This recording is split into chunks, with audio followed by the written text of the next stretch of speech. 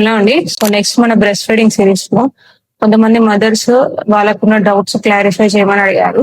So అందులో ఎక్కువగా అడిగిన డౌట్ ఏంటి అంటే మేము ఇప్పుడు బేబీకి పాలు ఇస్తున్నాం కదా, సో మేము అవాయిడ్ చేయాల్సిన ఫుడ్ ఏమైనా ఉంటుందా, మేము కొన్ని ఫుడ్స్ తినడం వల్ల బేబీకి ఏమైనా ఇబ్బంది అవుతుందా. సో ఇలాంటి డౌట్స్ ఫ్రీక్వెంట్ గా వస్తుంటాయి. సో నేను నార్మల్ డెలివరీ అయినా మీకు సిజేరియన్ డెలివరీ అయినా నేను అందరి మదర్స్ కి చెప్పేది ఏంటి అంటే హెల్దీ న్యూట్రిషియస్ ఫుడ్ తీసుకోవాలి. మీరు అన్ని ఫుడ్స్ తినొచ్చు, రైస్ తినొచ్చు, కూరగాయలు తినొచ్చు, ఎగ్స్, నాన్ వెజ్ అలాంటివన్నీ తీసుకోవచ్చు. కొన్ని ఎక్సెప్షన్ ఉంటాయి. సో అవి ఏంటి అంటే, ఫస్ట్ మీకు ఏదైనా ఫుడ్ ఎలర్జీ ఉందా అంటే, కొంతమందికి ఎగ్ తింటే పడదు, కొంతమందికి పల్లీలు కానివ్వండి, కొన్ని కూరగాయలు తింటే ఎలర్జీ అవుతుంది. సో అట్లాంటివి ఏమైనా ఉంటే అవాయిడ్ చేసుకోవాలి. అదర్వైజ్ అన్ని తినొచ్చు.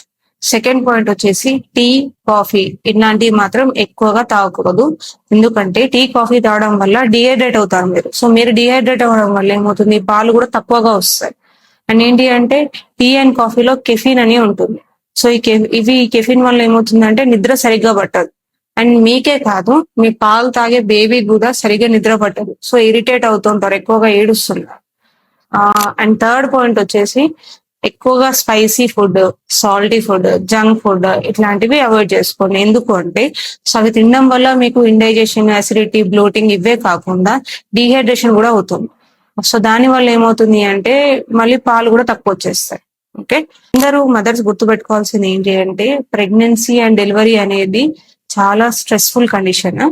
అండ్ ఫిజికల్ గా చాలా చేంజెస్ జరుగుతాయి మీ బాడీలో. సో అవన్నీ మీరు రీగైన్ అవ్వాలి, మళ్ళీ నార్మల్ ప్రెగ్నెన్సీకి ముందు ఉన్న స్టేట్ కి రావాలి, హెల్దీ అవ్వాలి అంటే ప్రోటీన్ ఫుడ్ అనేది చాలా ఇంపార్టెంట్.